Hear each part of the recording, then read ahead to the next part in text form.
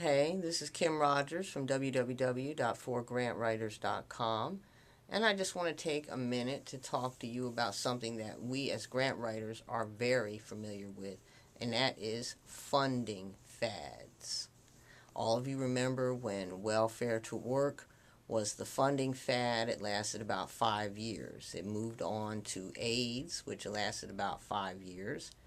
Prisoner reentry, which included juveniles, which is still going on, and now the newest funding trend, which is green and alternative energy sources.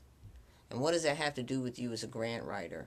Well, since we are experienced and realize that there are funding trends, it behooves us as grant writers and agency program directors and managers and executive directors to be able to follow the funding trends.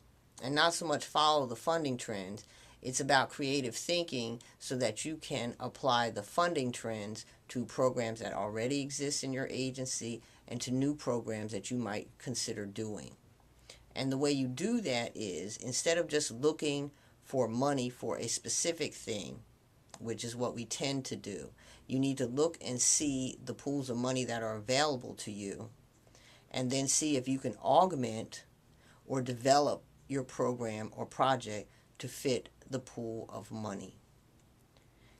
In economically challenging times, it's important that our clients don't suffer. It's important, if we can possibly help it, to be able to refrain from layoffs or closing down a program or cutting it in half or any of those things. And I really do believe that's possible if you follow the funding trends and if you are a creative thinker and can then augment your project, as I said, or your program to fit the money that is available.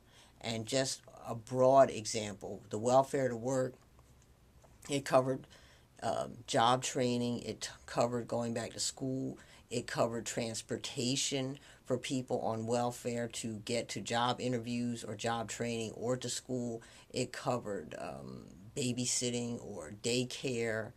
It covered lunches, nutritional programs. So there were a lot of different programs earmarked for welfare to work dollars that did not directly alleviate the welfare program, but they supported welfare's effort in trying to transition welfare recipients into the mainstream of working and home ownership, and at some point to divest themselves of government subsidy of welfare.